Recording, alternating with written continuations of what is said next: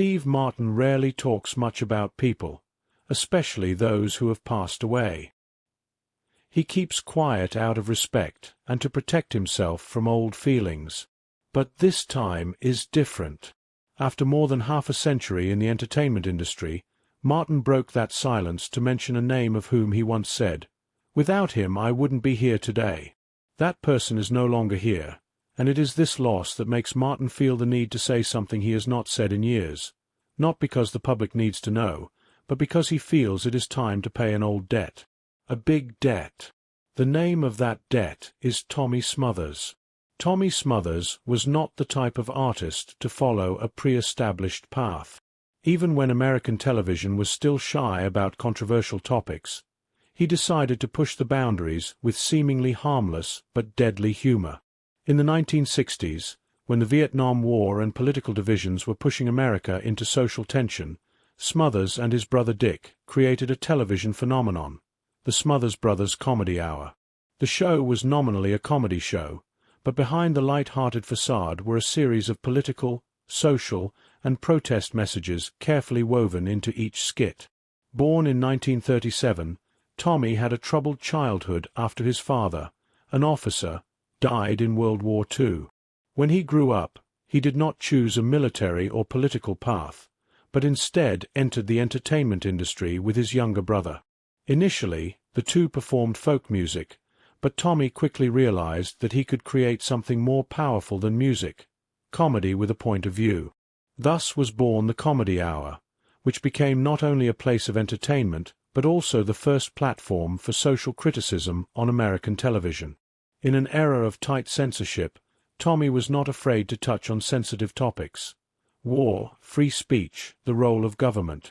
He aired characters like Joan Baez, Harry Belafonte, Pete Seeger, names that had been put on the no-air list because of their political views. He himself directly satirized President Lyndon B. Johnson in a skit, prompting CBS to come out and privately remind him. Smothers, though, did not back down. Instead, he frequently fought with the internal censors, demanding that the socially critical segments be kept. According to several writers on the show, Tommy once met with the show's director in private and declared bluntly, "If you want lame comedy, there are 100 other shows. But if you want real talk, I'm not changing." That stubbornness didn't last long. In 1969, despite being one of the most watched shows, Comedy Hour was pulled from the air by CBS for violating its content guidelines. Tommy was dropped from the major networks. His reputation didn't disappear, but his opportunities were greatly diminished. What remained was a profound influence on a generation of writers, artists, and the way television viewed comedy. "I don't want to turn television into a political platform," Tommy said in an interview in the late 1990s. "I just think if you've got a mic, at least use it to say something that's worth saying." His career continued on a smaller scale. A few shows, a few guest appearances on talk shows, a supporting role in the 2009 film The Informant. But Comedy Hour was a landmark, and the beginning of many great careers. Among the show's writing team, the people who sat behind the scenes shaping the lines, designing the skits, was a young face who was then unknown, Steve Martin. Martin was only 22 when Tommy picked him to join his writing staff. While others doubted his abilities, Tommy saw potential. Not only that, he gave Martin a chance to appear on air, a rare thing at the time when writers were often invisible. Martin recalls that he didn't understand why Tommy had so much faith in him. At first, he thought he would just be on a trial basis for a few weeks. But Tommy not only kept Martin on, he encouraged him to try writing pieces that no one else on the team had thought of: eccentric dialogue, silly characters who appeared and disappeared in seconds. That was the kind of content Martin suggested, and Tommy approved. In writer meetings, Tommy would often ask the final question: does it make people laugh? And if so, does it make them think? It was this approach that made Martin feel not just a fledgling writer given a chance, but a true member of the creative machine. Tommy didn't work in a rigid hierarchy. He let his writing team develop ideas as long as they were in the spirit of what he was after, comedy with substance. But that freedom did not come without a price. CBS, which produced and aired the show, frequently demanded cuts or edits for politically satirical or sensitive content. Many times, skits featuring Martin were flagged for content that was not directly offensive. Martin had no position to negotiate or defend himself. The only person who stood up to argue with the censors on his behalf was Tommy. Martin never forgot those times. In an interview with Variety in early 2024, he recounted one specific situation. CBS wanted to cut a piece I wrote. I was mentally prepared to be fired. But Tommy said in the conference room, "If you're going to take Steve out, take me out too." No one said anything back, and the piece went on air. That defense wasn't the only one. Many in the writer room say Tommy often took the public responsibility, so the team could develop their ideas freely. When asked why he took risks for unknowns, Tommy simply replied, "If I didn't do that, the show wouldn't exist." Not many people at the time saw the potential in Martin's unconventional style of performance. But Tommy not only supported him, he actively asked him to experiment more. Once, Martin said he submitted a script that was so ridiculous that, "I thought I would be thrown out of the meeting room." But Tommy read it, laughed, and said, "Let's do it. At worst we'll get yelled at." And sure enough, the skit did get yelled at. But Martin wasn't fired.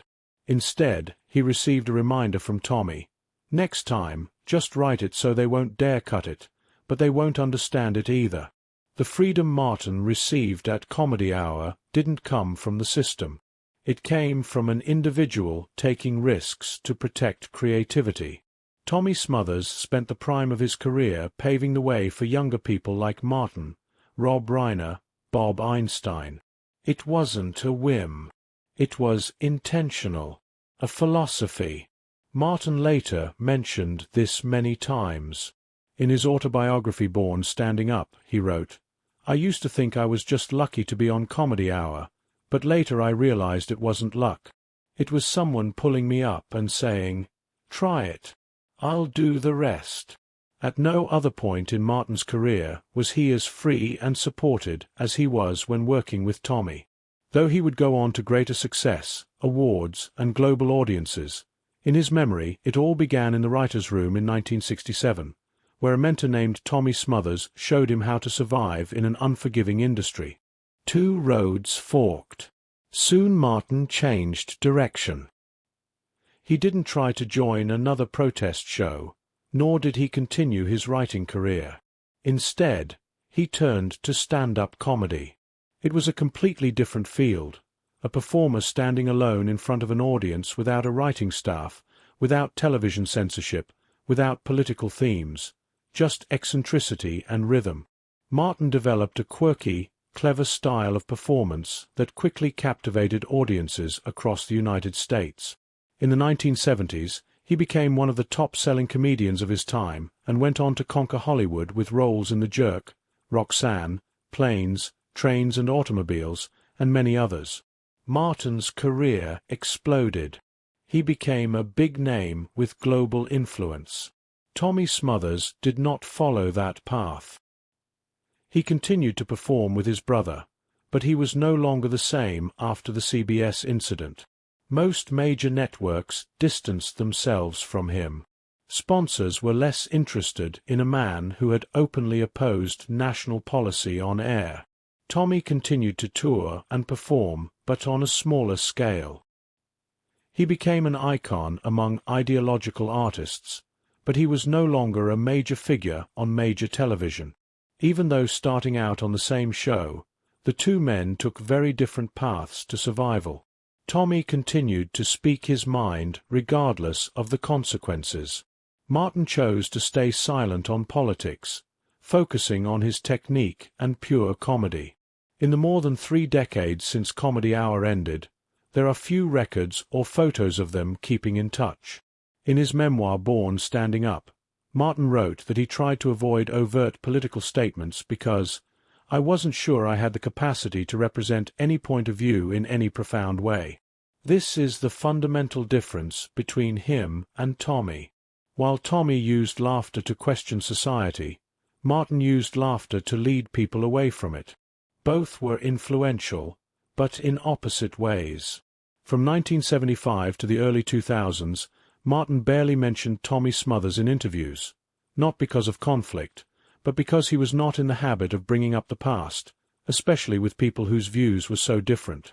Tommy, in a private conversation in 2004, mentioned Martin as one of the things he was most proud of in his career. But that comment was never recorded or broadcast, and it is unclear whether Martin ever heard it. The distance between them seems to have grown over time. There have been no public statements from either of them about their relationship after Comedy Hour. Although they worked together, they have not appeared together in subsequent projects. Old photos, behind-the-scenes clips from 1968, that is all the public can find of the period when they were on the same side. But that silence isn't denial. It's more like a debt that's been set aside. In a 2017 interview with the Hollywood Reporter, Martin, when asked about Comedy Hour, simply said, "Tommy wanted his show to have substance, and he did. But it came at a price. It was short, but it showed that he was still watching from afar. After more than 30 years on two different paths, it seemed like they would never meet again." But a major event in the television industry created an opportunity for two names who were on the same roster in 1967 to reappear, the first and only time in the 21st century. Moments to remember.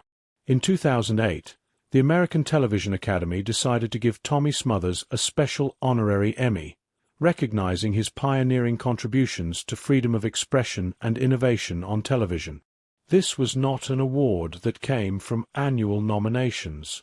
It was a way of correcting decades of silence for a figure who had been ostracized for saying too many of the right things at the wrong time. Surprisingly, the person chosen to announce and present Tommy with the award was none other than Steve Martin. Martin himself had suggested this to the award's ceremony organizers. In an email sent before the show, he said simply, "If he gets an award, I want to be the one to give it to him." It was the first time since Comedy Hour that the two had shared the stage together. When Martin stepped forward to present the award, he did not read his prepared remarks verbatim. He looked out at the room and said, "Tommy Smothers got me my first job," and when the system tried to get rid of him, he kept saying things that many people in this room would never dare say. The room was silent for a few seconds before breaking into applause. When Tommy accepted his award, he did not offer a formal thank you. Instead, he reiterated the spirit of Comedy Hour. Without naming any government, he alluded to the Iraq War and the censorship that still exists on contemporary television. "I talked about Vietnam. I don't need to say anything more today. You know what I'm talking about." That was enough to get the audience to stand up and applaud again, this time longer, more clearly. The event did not result in a reunion or a rekindling of the relationship, but it marked a rare moment in television when two people who had gone their separate ways were reunited not through a contract, not through a project, but through belated recognition. Martin said nothing more backstage. No press statements. But several people who were there said he took the initiative to sit next to Tommy in the waiting area. No one knows what they said. No one recorded or took pictures. But in the official photo lineup of the night, there was one, Martin putting his hand on Tommy's shoulder as he walked off stage. A simple gesture, but one that needed no explanation. A few days after the ceremony, an article in the Los Angeles Times called it a brief but timely tribute. The article said, "Steve Martin didn't use words to tell his story. He just stood there with the forgotten and let the audience see what should have happened years ago. There was no second chance." After the 2008 Emmy, Tommy and Martin didn't appear together again. They didn't collaborate on new projects. They didn't do a couple interview. But that moment, a comedian at his peak and a man who had been eliminated from the game, was enough to fill a void that had lasted nearly 40 years. For Tommy, it was the last time he received formal recognition on national television. For Martin, it was the first time he stood before millions of viewers and said thank you publicly, without beating around the bush or ducking it. But it was only the beginning. It wasn't until Tommy was gone that Martin told the rest, the part he'd kept quiet for so long. Final thanks. On December 26, 2023, Tommy Smothers passed away at his home in California from lung cancer at the age of 86. The news was announced at noon that same day. But just a few hours later, Steve Martin posted a short message on the X account. No tags. No hashtags. No attached images. Just plain text with the content. Tommy Smothers was the one who launched my career. I was young and had nothing, but he saw something and believed his talent, his boldness in facing censorship, and his free spirit changed television. Forever. Thank you, Tommy. I will always be grateful. In just 24 hours, the post received more than 100,000 shares and nearly 500,000 likes. In the comments section, there were thousands of tributes from viewers, colleagues, and people who watched Comedy Hour or knew Smothers through old shows. People like Rob Reiner, Albert Brooks, and Sarah Silverman also left comments expressing sympathy for Martin. Not long after, in an interview with Variety in early January 2024, Martin recounted for the first time a detail that had never been made public. During an internal meeting in 1968, CBS asked to cut a sketch he had co-written with Bob Einstein. Martin was silent, waiting for the decision to fire him. But Tommy Smothers told the executives one short sentence. If that's cut, I'm not going to air it. That statement, Martin said, froze the room for nearly a minute. And then the sketch was kept. Martin tells the story without trying to make it sentimental. He doesn't pause for effect. He doesn't label Tommy a hero. He simply says he didn't raise his voice like a controversial person. He just stood by the principles he lived by, and he didn't need anyone to validate that. When asked why he waited until now to share the story, Martin answered bluntly, "Because he can't hear anymore, and I don't want to keep it inside anymore." This was the first time Martin had called Tommy the unsung hero of American television. Throughout his career, Martin had avoided making strong, emotional statements.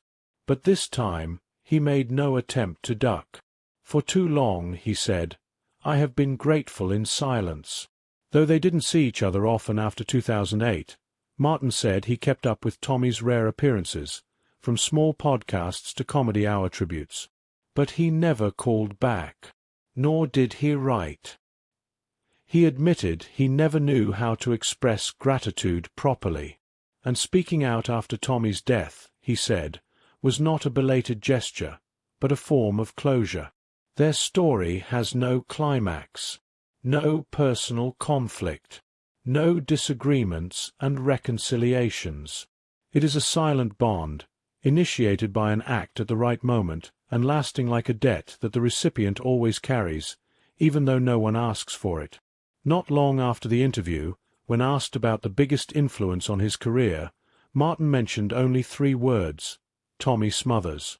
Simple as that. When Tommy died, there was no funeral, no live television coverage, no national memorial service. But in the television industry, many consider Steve Martin's tribute to be the most valuable, not because it was written by a star, but because it came from someone who had been silent for so long and finally said the right thing. Not everyone gets to have their name mentioned on television nearly 60 years after being cut from the air. But Tommy Smothers did. And Steve Martin, at 79, did exactly what he had to do. Stand up in public, mention the name of the man who got him into the business, and assure millions that he still remembers. Tommy Smothers is not a man who likes to be praised. And Steve Martin has never been the type of artist to take credit for his work. But when someone who has been silent all his life finally speaks up, it is more than just a thank you. It is proof that some actions, even decades later, can still change the course of another person's life. If you feel this story deserves to be remembered, please like the video to help spread the word. If you watched Comedy Hour, loved Steve Martin, or simply believe in the power of doing the right thing, please share this video and leave a comment.